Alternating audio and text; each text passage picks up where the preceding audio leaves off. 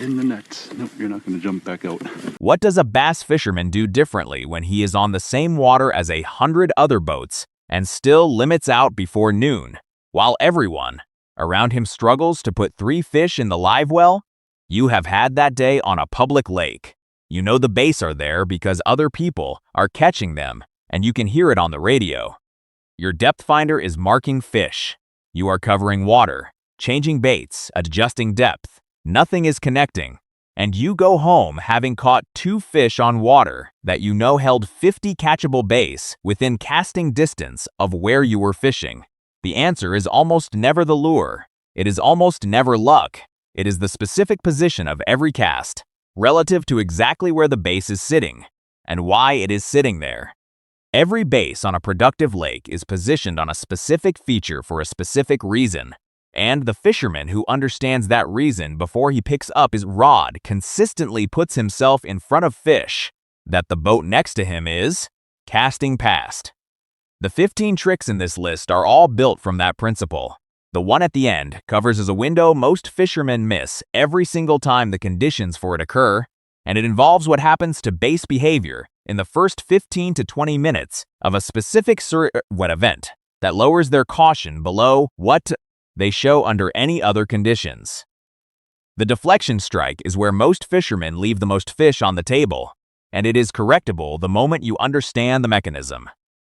A crankbait or a hard swimsbait running cleanly through open water is moving in a straight, predictable line that a bass evaluates and often dismisses as something that is moving intentionally and with direction, meaning not injured, not vulnerable. The same bait deflecting off a rock, a dock piling, or a submerged stump changes direction and speed in a fraction of a second, producing the exact motion signature of a disoriented baitfish that has just collided with structure.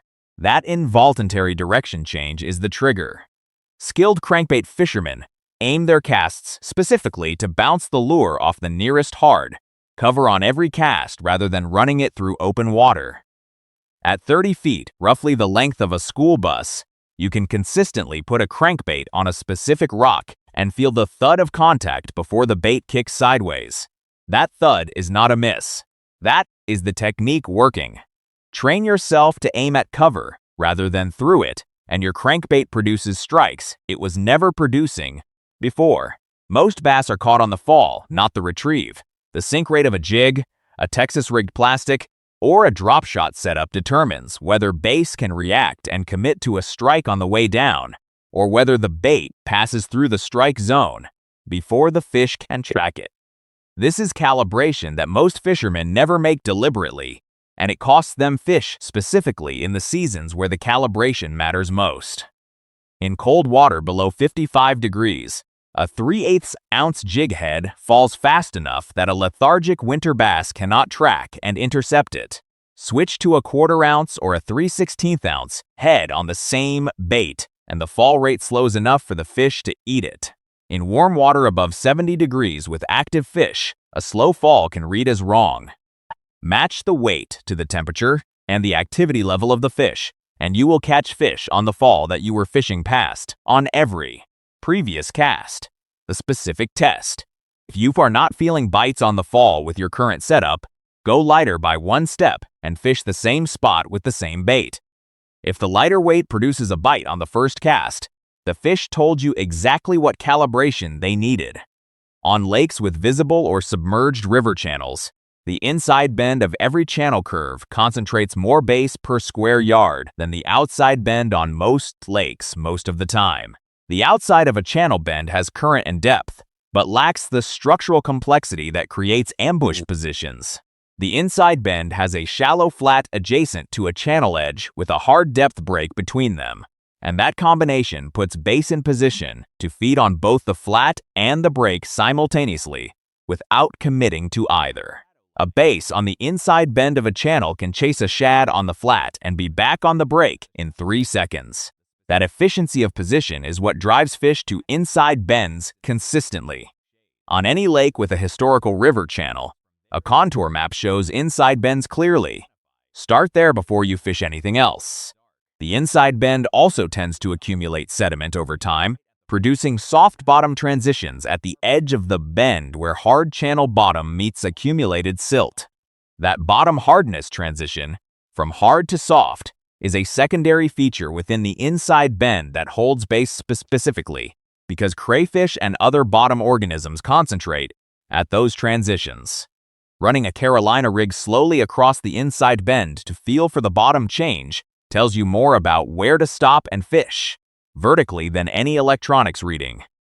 Check your state regulations on base minimum lengths and slot limits before season starts, because these vary significantly by water body and have changed on many public lakes in recent years.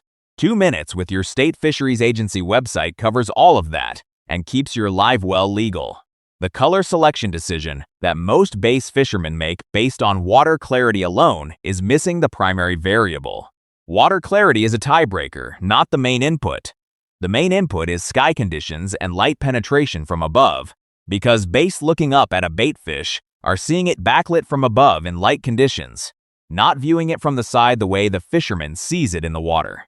On overcast days with low light penetration, darker solid colors, black, dark green pumpkin, and June bug purple produce a high contrast silhouette that bass can see clearly from below.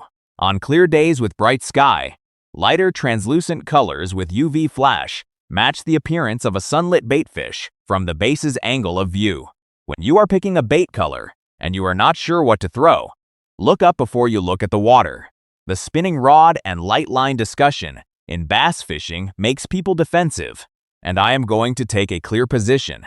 In clear water with pressured fish, a spinning rod with 6 to 8 pound fluorocarbon is not a compromise for people who cannot use a baitcaster.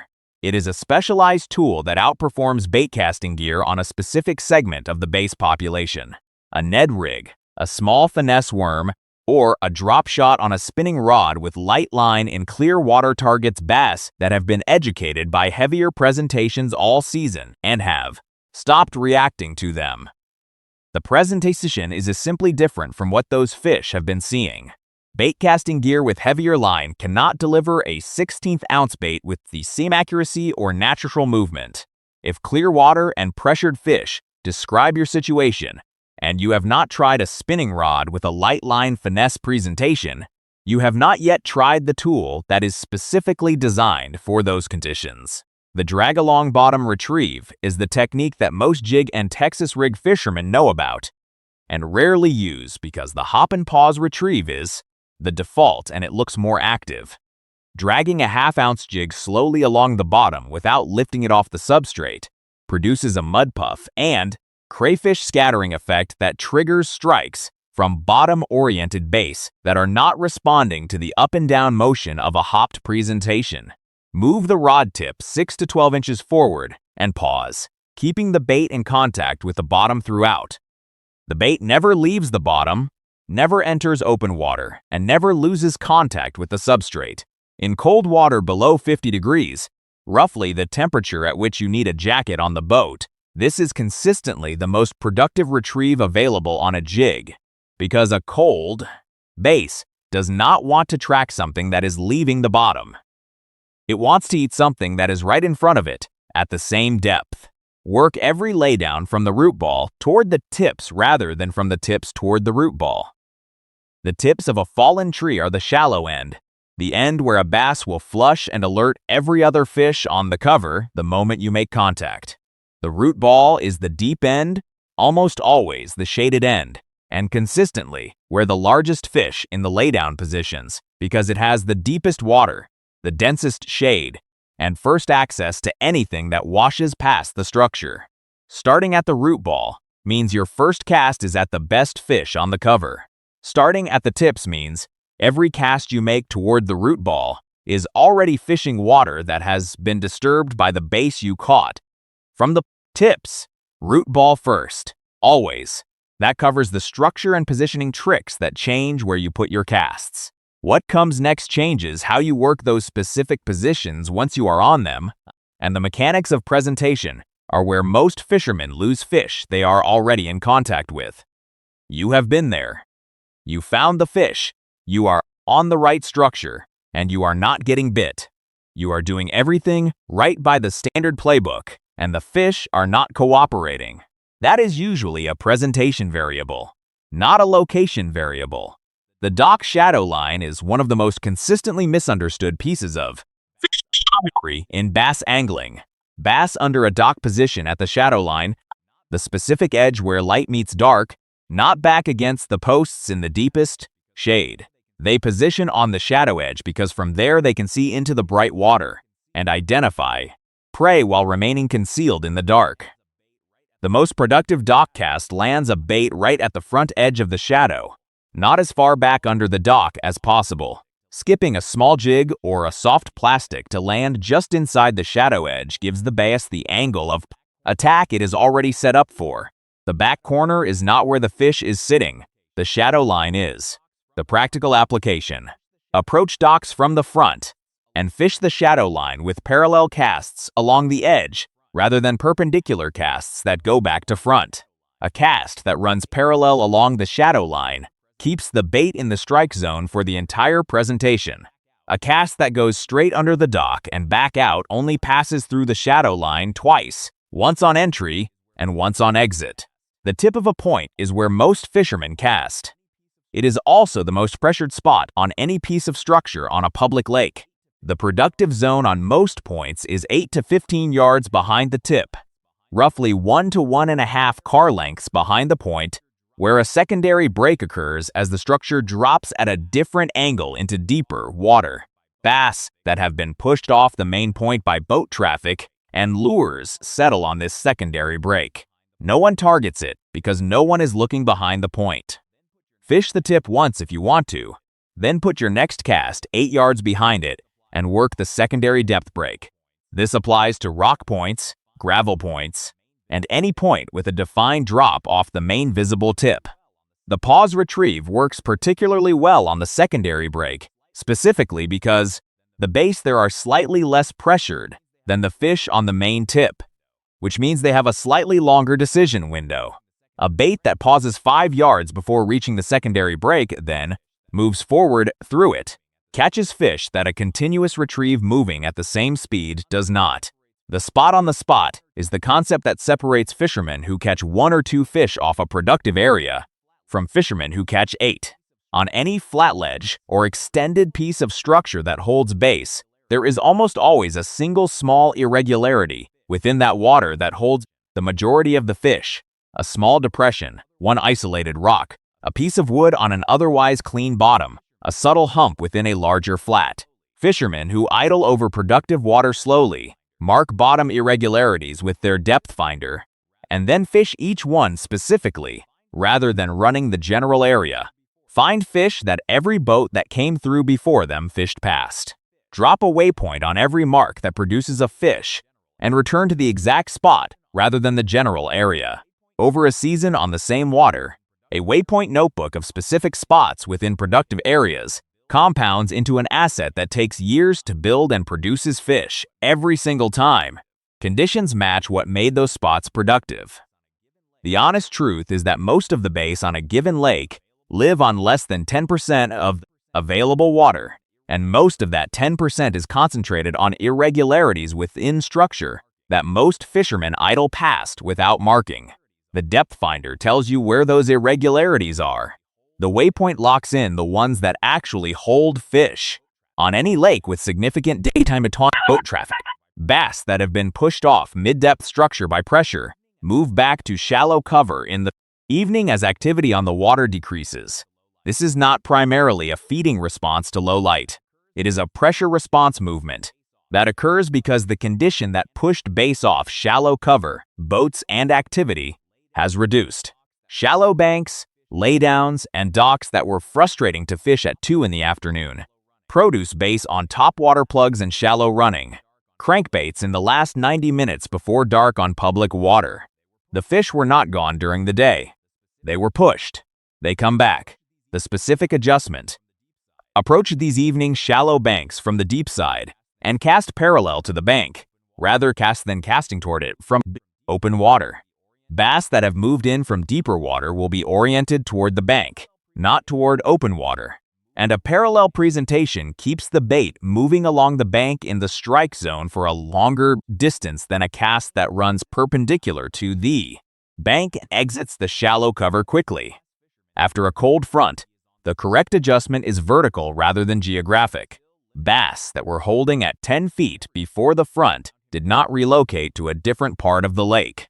They dropped to 15 feet on the same piece of structure they were using. Fishermen who respond to a post-frontal slowdown by moving to different water spend all day fishing areas that do not hold fish because the fish they were already on are still there, just lower. Fish the same points, the same channel bends, and the same ledges you were on before the front, but at a deeper presentation. Slow down the retrieve, add weight, and work the bottom 5 feet of the same structure you were working before conditions changed. I have had that morning where I fished an excellent ledge for 3 hours after a front came through and caught nothing because I was throwing a half-ounce jig at the same depth I was working the day before. Drop to a 3/4 ounce head and let it sit on the bottom for 8 to 10 seconds. Between drags and the same ledge produced 5 fish in 2 hours. Same fish, same spot, different depth and different speed. Bass have a lateral line system that detects pressure waves and low-frequency vibrations in the water at rate that ranges that site-dependent fishing never accounts for. A rattling crankbait in stained or muddy water where visibility is limited to 2 or 3 feet produces strikes from base that are locating the bait by sound and pressure waves before they can see it. The Rapala Rattling Series, the Strike King Series 3XD, and similar noise-producing crankbaits exist specifically for this scenario and are the correct tool in low-visibility water, regardless of what bait the fish were taking the day before when clarity was different. In clear water with high visibility and light bait fish activity, a silent swim bait may outperform a rattle bait because the acoustic signature of a rattle does not match the ambient sound environment of the lake. Choosing between rattling and silent baits based on water clarity rather than just lure type is a selection variable that the fishermen making the most consistent catches in both conditions have already figured out. The test is simple: same location, same depth, same retrieve speed. One cast with a rattle bait and one with a silent bait. The water will tell you which one the fish are locating correctly. What I told you at the beginning concerns the rain window, and it happens on every warm summer lake every time rain occurs. And most fishermen are heading to the dock rather than reaching for a topwater. During and immediately after a warm summer rain, 2 things happen simultaneously. The rain disruption at the surface breaks up the light penetration that makes clear water bass cautious about feeding in open, exposed areas. And the surface noise and disturbance masks the approach of a lure in a way that calm, clear conditions do not. Bass that will not chase a topwater in bright, calm conditions will fire on one during a rain because the threat signals they were reading at surface are gone. The window is specific, roughly 15 to 20 minutes from the start of a warm rain through the period just after it stops, before the surface settles completely and the light returns to normal. On Table Rock Lake in Missouri, some of the best topwater hours I have put in the boat happened during fresh thunderstorm buildups when every other fisherman was running for the ramp. You do not fish in lightning, you do fish in rain. There is a difference, and the difference is 15 minutes of some of the most aggressive topwater action a bass lake will produce all summer. Bass fishing, at its best, is a puzzle with specific answers. Every fish is somewhere specific for a specific reason. The lake is not random, and the fish are not random, and the days when nothing is biting are almost always days when something about your position or presentation is wrong rather than days when the fish are not there. Find the right structure, get to the exact spot within it, present the bait in a way that matches what the fish is reacting to, and you will catch fish on water that has been frustrating you for years. The fishermen who do this consistently are not lucky. They figured out the answers to specific questions, and they write those answers down.